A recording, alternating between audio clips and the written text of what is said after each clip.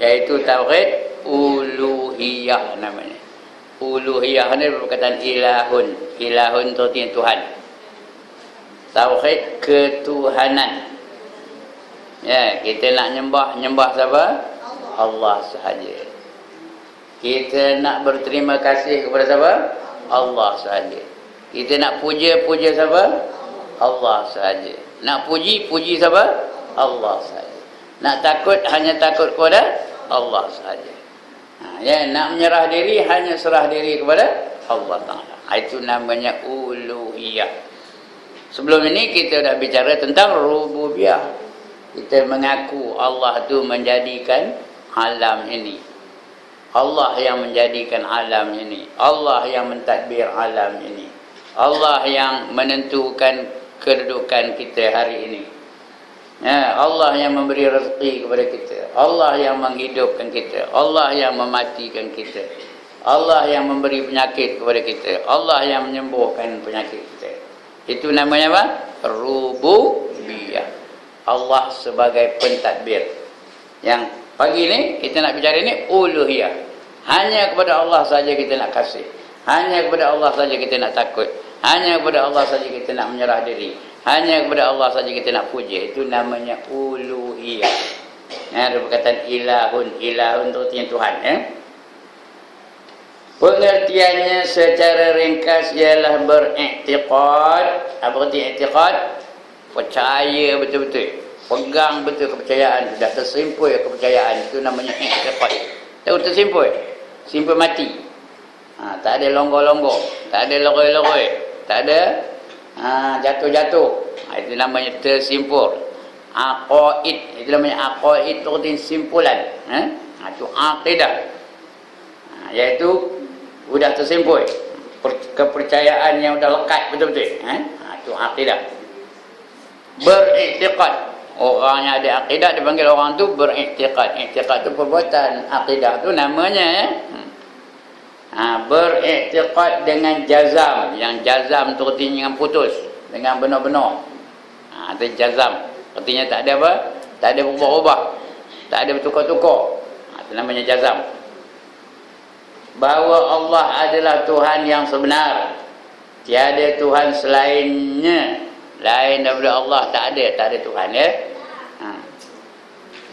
Patung bukan Tuhan, matahari bukan Tuhan, bulan bukan Tuhan, bintang bukan Tuhan, lembu bukan Tuhan, gajah bukan Tuhan. Ya, ada tak manusia yang menyembah lembu? Ada, dia katakan lembu itu Tuhan, tapi bagi kita dia memang bukan Tuhan. Ya. Gajah bukan Tuhan. Ada tak manusia yang menyembah gajah? Ada. Kalau perempuan pergi ke Kemboja banyak. Gajah tu simbol ketuhanan mereka. Orang Buddha tu banyak mengatakan Tuhan tu apa gajah kan. Ya. Sebenarnya bukan. Semua lain daripada Allah, semuanya bukan Tuhan. Ada tak manusia yang menyembah matahari? Ada tak manusia yang menyembah api? Ada tak manusia yang menyembah patung? Ada tak manusia yang menyembah pokok? Itu semua orang tu syirik. Berarti menyengutukan Allah dengan sesuatu yang baru ya. Orang Melayu pun banyak lagi syirik ni ya. Dia nyembah hantu, nyamu hantu. Ada tak orang Melayu nyamu hantu? Ada. Ya, itu syirik lah tu. Kita yang nak kita sembah hanya Allah Ta'ala. Yang nak kita puja hanya Allah Ta'ala. Itu namanya uluhiyah. Jadi i'tiqad yang jazam bahawa Allah Ta'ala adalah Tuhan yang sebenar. Tiada Tuhan selainnya. Dan dialah Tuhan yang apa? Mesti diesakan. Apa itu diesakan? Mesti diesakan. Apa itu diesa? Ditunggalkan. The only one, kata orang putih ya. Hanya Allah saja. Itu diesakan. Dalam beribadat. Inilah keterangan selanjutnya. Di bawah ni keterangan selanjutnya ya. Perkataan ilah berarti makluh. Makluh min alif hamzah lam wa ha. Makluh. Makluh tu artinya yang disembah. Dan makluh dalam bahasa Arab berarti ma'bud. Ma'bud min ain ba waw dal. Ruminya Payah ngajinya, kalau jauh senang. Ya. Ma'bud min ain ba wa dal. Ada tak orang dengan ibadah? Ada orang dengar perkataan ibadah tak? Ibadah tu menyembah. Ma'bud tu yang disembah. Itu ma'bud yang disembah. Ma'bud pula berasal daripada perkataan ibadah. Kita buat ibadah ain ba alif dal ha, ibadah ya. Ibadah tu perbuatan. Apa dibuatnya? Dia tengah beribadah, tengah beribadat kata kita ya. Jadi dia tengah beribadah, dia beribadah kepada siapa? Dia beribadah kepada Allah. Ma'bud tu Allah lah yang disembah ya. Yang dipuja, yang ditakuti, yang dikasihi, yang diserahkan dirinya, itu namanya ma'bud. Ibadah dari segi bahasa memberi erti tunduk. Itu dari segi bahasa erti ibadah tu tunduk. Ikut aja. Apa perintah Allah ikut. Sama ada yang disuruh, sama ada yang dilarang. Yang disuruh buat, yang dilarang jangan buat. Itu ibadah lah namanya. Ya. Kita ni ada dua jenis perintah dari Allah. Satu yang disuruh. Yang disuruh apa? Semayang lagi, puasa lagi, menutup aurat lagi, zakat lagi, haji lagi. Saya seorang jawab ni, jangan diam aja. Apa lagi yang disuruh? Tak ada lagi. Allah banyaknya. Apa lagi? Ngumpat. Apa nama? Apa tak dengar? Bersedekah. Itu yang sunat dah. Lagi? Ya Allah, tak ada apa benda suruh lagi ke? Menutup aurat lagi, menuntut ilmu lagi, berzikir lagi, berdoa lagi. Ya Allah, saya seorang je jawabnya. Dia diam macam ni. Apa lagi? Taat kepada ibu bapa lagi, taat kepada suami. Ya Allah, saya seorang jawabnya. Itu yang disuruh. Yang dilarang ada tak? Apa yang dilarang? Ini saya diam. Yang dilarang apa? Mengumpat lagi, berzina lagi, mencuri lagi, membunuh apa? Membunuh orang lagi, memfitnah lagi. Dah je nak mikir orang tak tahu lagi. Apa? Bergaduh lagi. Tak menutup aurat. Betul lah tu. Mendedahkan aurat lagi. Derhaka lagi. Membunuh diri. Iyalah tu lagi. Ya Allah, banyaknya dilarang. Makan babi lagi. Makan anjing lagi.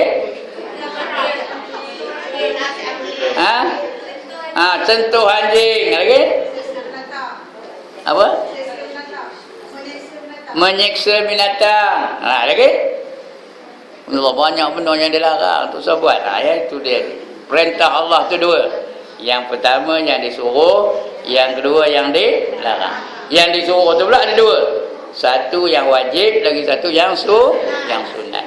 Yang dilarang pun ada dua. Yang satu yang haram. Yang kedua yang makruh. Yang haram dan yang makruh. Itu dua. Itu namanya ilahun ataupun ilah. Ibadah namanya itu ya. Namanya ibadah.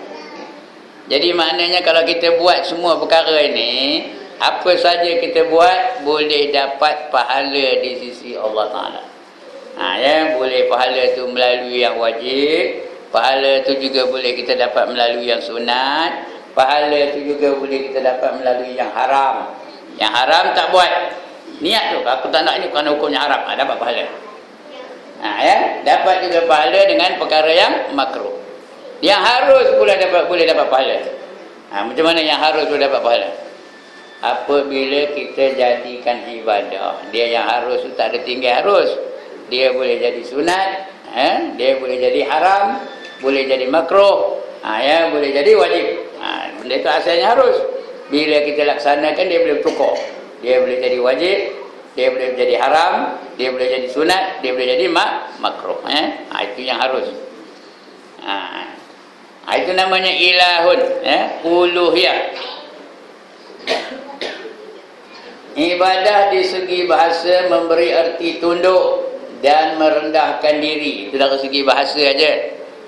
Sebagian ulama mentakrifkan ibadah dengan cinta yang sempurna, cinta yang sempurna dan taat yang tiada berbelah bagi. Itu arti ibadah, cinta yang sempurna. Mengapa sembahyang? Karena kita cintakan Allah, cintakan syurga, cintakan kesenangan hidup di akhirat. Itu kita sembahyang, cinta yang tidak berbelah bagi. Yang beribadat itu. Tauhid uluhiyah ini berasaskan ikhlas kepada Allah. Ibadah ni puan-puan mesti ikhlas kepada Allah Subhanahu wa taala. Tak boleh dicampur adukkan dengan riya, dengan ujub, dengan gila dunia, dengan apa, tak boleh dicampur adukkan dengan yang lain-lain. Mesti semata-mata kerana Allah. Kalau tidak, dia tak dinamakan ikhlas. Dia boleh riya, boleh kerana dunia, boleh apa lagi, ujub, boleh takabur, macam-macam lah lawan ikhlas. Jadi kita kena ikhlas di rumah ni, betul-betul kita niat ikhlas semata-mata kerana Allah. Mengapa datang? Kerana Allah Ta'ala, jangan sebab yang lain-lain. Saya pun begitu juga, datang mesti kerana Allah, jangan ada lain-lain. Jangan niat nak nunjuk pandai, jangan niat nak bermegah-megah. Lebih-lebih lagi jangan niat kerana hendakkan apa? Hendakkan apa? Takut yang menyebutnya. Hendakkan apa? Hendakkan envelope. Tak payah bagi, tak apa. Cuma jangan demand. Tahu apa demand? Apa demand? Apa kata demand? Jangan mendesak. Itu demand tu mendesak. Komen kalau tak bagi, tak kusio datang. If you don't give this much, I'm not going to come. Itu sudah hilang ikhlasnya. Ada tak penceramah-penceramah yang demand? Ada tak? Ada. Kamu tak, saya datang mesti 300, 500, 1000. Yang 6,000 pun ada, 10,000 pun ada. Pasal apa? Dia ikut populariti dia. Itu dah tak ada ikhlas kita tu. Jadi kita mesti ikhlas semata-mata kerana Allah. Jangan minta. Dia nak bagi, ambil. Tak bagi, diam. Jangan pula bulan depan tak siap datang, dia hendak bagi. Sekali-sekali test lah. Test ustaz tu susah bagi macam. Tengok bulan depan datang dia dah. Hari ni test. Susah bagi. Tengok datang dia dah. Kalau dia datang maknanya ikhlas lah. Kalau dia ada je alasan, minta maaf dah, hari ni ada opah naik buat kata. Jadi maknanya tak ada ikhlas. Ya. Baru diterima Tuhan. Dia beribadat tu kalau tak ikhlas tak terima Tuhan tau. Kalau nak nunjuk-nunjuk terima Tuhan tak? Dia puasa hari tu jalannya lesyo, lenyo je apa. Apa kena kamu ni timah? Puasa. Ikhlas ke tak tu? Nak nunjuk-nunjuk namanya ya. Nak ngabur pada orang. Ya. Ataupun dia datang ngaji ni, dia ada tudung baru, mau rolek-rolek tudungnya. Dia tengok orang macam. Kalau tak pakai tak tahu lah dia ada tudung baru. Sudah hilang ikhlas. Begitulah seterusnya. Bukan tak boleh pakai tudung baru tu, pakailah. Bukan salah ya. Cuma jangan kerana nak nunjukkan tudung barunya, kerana nak nunjukkan baju barunya, nak nunjukkan apa? Nak nunjukkan kereta barunya. Itu yang salah tu ya. Baik. Dia berasaskan ikhlas kepada Allah pada lahir dan batin. Lahir pun ikhlas, batinnya pun ikhlas. Dalam hati itu mesti nak diikhlaskan hati itu. Ya, karena Allah perintah apa itu? Wa ma umiru illa liya'budullah mukhlisina lahuddin. Dan kami tidak suruh kamu, tak ada kami perintahkan kamu supaya menyembah Allah melainkan dengan ikhlas dan kerana agamanya. Itu disuruh. Ada yang mana dengar ayat ni? Wa ma umiru illa liya'budullaha mukhlisina lahuddin. Surah apa? Surah apa? Lam yakunin. Mana ada surah lam yakunin? Surah apa? Al-Bayyinah. Tapi kalau sebut Al-Bayyinah payah mencari mana surah Al-Bayyinah. Tapi kalau sebut lam yakunin semua tahu. Tak apalah, betul lah tu. Jadi ikhlas. Lahir pun ikhlas, batin pun ikhlas. Lahir tu di luaran, luaran itu ikhlas. Batinnya pun dalam hati ini mesti ikhlas semata-mata kerana Allah. Dalam arti kata segala kegiatan ibadah tidak dikerjakan untuk lain daripada Allah Ta'ala. Tak ada kerana yang lain, hanya semata-mata kerana Allah Ta'ala. Tidak ada tujuan yang lain daripada kerana Allah Ta'ala. Kerana itu orang-orang yang beriman kepada Allah, ia beribadat hanya kepada Allah. Sebab itu yang paling besar pahalanya, dia seorang saja beribadat tengah-tengah malam. Orang lain meroloh, dia bangkit seorang. Itu yang paling besar pahalanya. Ketika orang lain tengah meroloh, tahu ke meroloh? Dia bangkit seorang-seorang, semayang lah, baca Quran lah, wirid lah, zikir lah. Esoknya kan cerita pula pada orang lain. Kalau cerita dah hilang ikhlasnya. Ini kadang-kadang dia bangkit juga, esok tu mula cerita dengan orang lain. Teman semalam, teman bangkit semalam nak semayang tahajud, tiba-tiba lori berlanggar dengan bas, cengkong katanya. Terkejut teman tengah semayang katanya. Tak khusyuk teman semayang malam tadi. Padahal dia bukan nak ngaburkan lori berlanggar dengan bas tu. Dia nak ngaburkan apa? Dia malam tadi bangun semayang tahajud. Ataupun esok tu dah lepas semayang malam tadi tu, esok tu dia ngantuk. Apa kena kamu ni letih je apa? Malam semayang tahajud. Habis pahalanya. Tahu? Dimakan oleh rasa nak nunjuk-nunjuk pada orang tu. Langsung tak dapat apa-apa pahala. Kalau dapat pun sikit benar pahala. Jadi kalau dia buat apa-apa, buat kebaikan, jangan cerita-cerita pada orang. Ada dua perkara mesti dilupa-lupakan. Yang pertama, kebaikan kita lupa-lupakan. Jangan itu aja sebut. Lebih-lebih lagi kepada orang lain.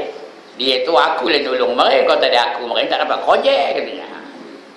Tak usah sebut Oi, sombong benar si Munah tu katanya. Dia aku kemarin nolong dia, kalau tidak dia tak merasa laki katanya. Dapat tak pahala dia? Tak dapat dah Itu dua perkara yang mesti dilupa-lupakan. Yang kedua, kejahatan orang kepada kita. Mesti dilupa-lupakan. Jangan ingatkan kejahatan orang kepada kita. Kalau kita ingat juga, jadilah kita tu pendendam. Orang pendendam ni perangai elok ke perangai tak elok? Perangai baik ke perangai jahat? Pahala ke dosa? Jangan jadi pendendam. Apa saja keburukan orang lain, lupa-lupakan. Rasulullah itulah lupa-lupakan. Dia ajar Aisyah supaya lupa-lupakan. Dia pendam. Pernah Rasulullah dengan Aisyah tu, dia berjiran, mereka berdua tu berjiran dengan seorang Yahudi, perempuan Yahudi. Hari-hari perempuan Yahudi itu buang sampah di halaman rumah Rasulullah. Merunguk rangan Aisyah, ya Rasulullah, saya hari-hari mutitkan sampah perempuan Yahudi tu. Kata Rasulullah, sabarlah kamu wahai Aisyah, Allah bagi kamu pahala sabar, kata Rasulullah. Udah lama lepas itu, udah tak ada sampah. Nin aja keliling rumahnya. Tahu ke nin? Apa nin? Bersih aja keliling rumahnya. Dengar-dengar habar rupanya perempuan Yahudi itu sakit, tak lalu nak bangkit. Rasulullah dan Aisyah pergi ziarah dia. Kalau kita ziarah juga, lepas tu apa khabar kita nak buat pada dia? Padan muka kamu. Buang lagi sampah rumah aku ni. Dah kena demam orang ini baru tahu. Tapi Rasulullah tak cakap apa itu. Malahan didoanya perempuan itu supaya lekas sembuh, lekas dosa. Menangis perempuan Yahudi itu. Aku belum pernah jumpa orang sebaik Muhammad katanya.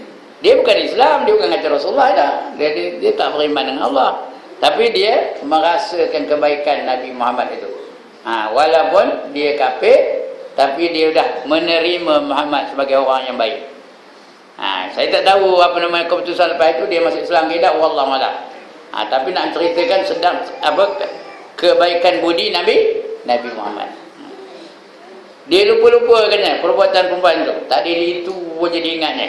Kalau kita entah ni sampai mati lah kita ingat cerita yang orang buat tu padan muka ni. Begitu juga satu ketika Nabi Muhammad berdakwah di Taif.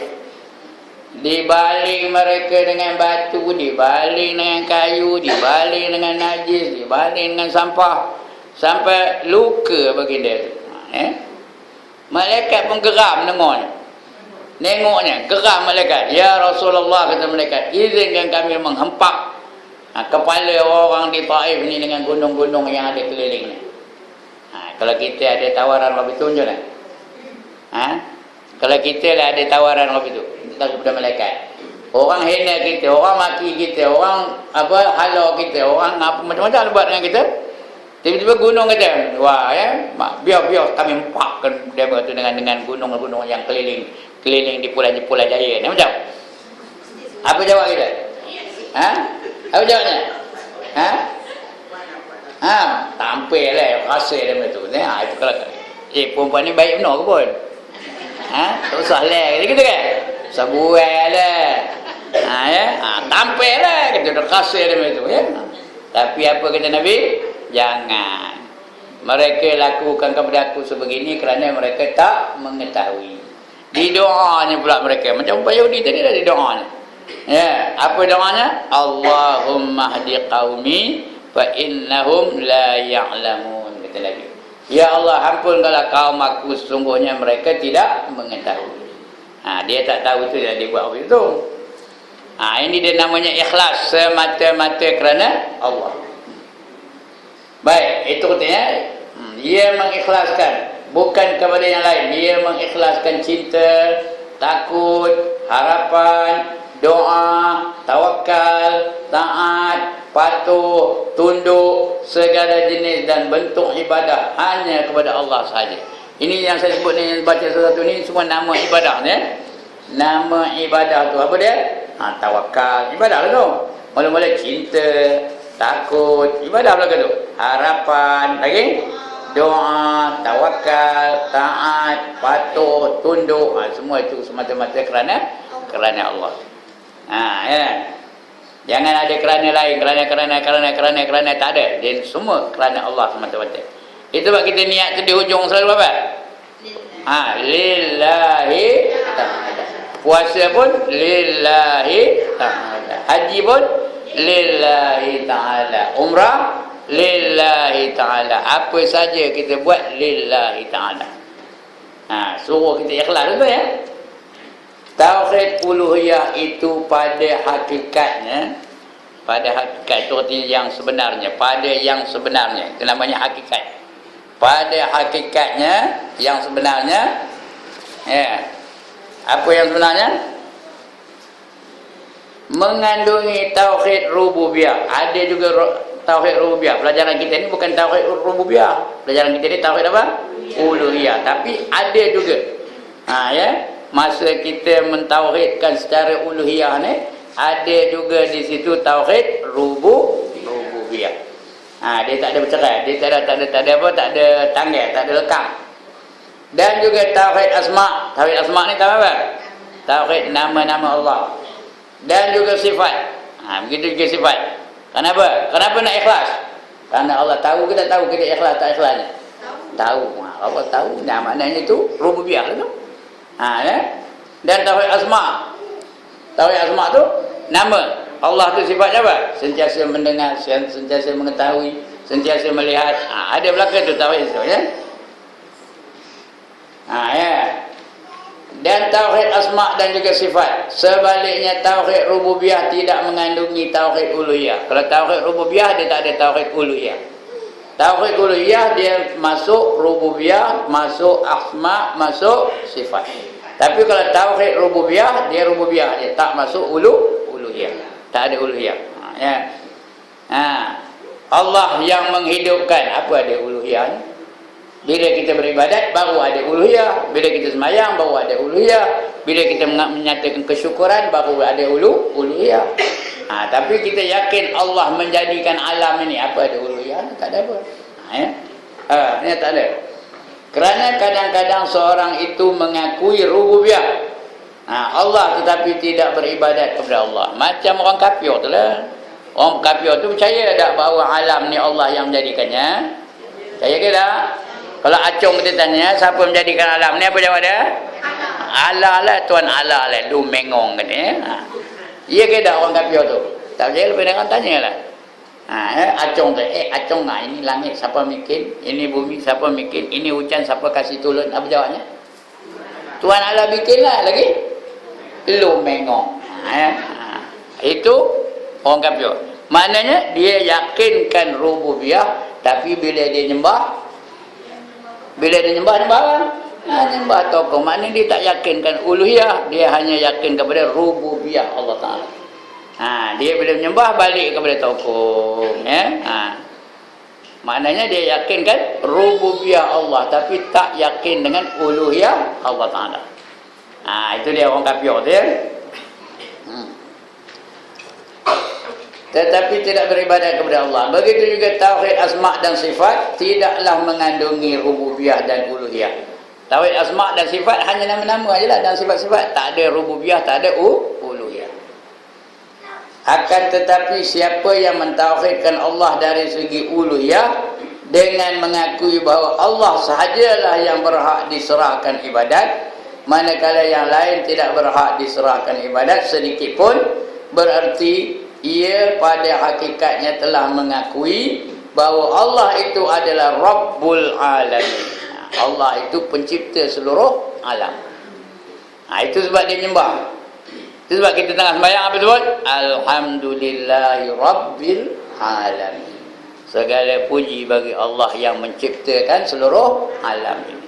Jadi ada tak dalam uluhiyah tu kita sebut rububiyahnya ada tak? Tak ada tu. Dalam kita sembahyang tu kita terima rububiyah Allah. Allah dia yang mencipta langit dan bumi. Alhamdulillahi Rabbil Alamin. Maknanya ada tauhid rububiyah di situ. Yang dalam kita sedang beribadat secara uluhiyah tu. Akan tetapi siapa yang mentauhidkan Allah dari segi uluhiyah dengan mengakui bahawa Allah sahajalah yang berhak diserahkan ibadat, manakala yang lain tidak berhak diserahkan ibadat sedikit. Sikit pun tak boleh kita nak beribadat kepada selain Allah Ta'ala. Kalau ada, itu namanya apa? Itu namanya syirik. Syirik tu perbuatan apa? Perbuatan yang sangat dilarang ya, yang jadi kafir. Siapa syirikkan Allah, dia jadi sesat yang dengan kesesatan yang sangat jauh. Siapa menyengutukan Allah dengan apa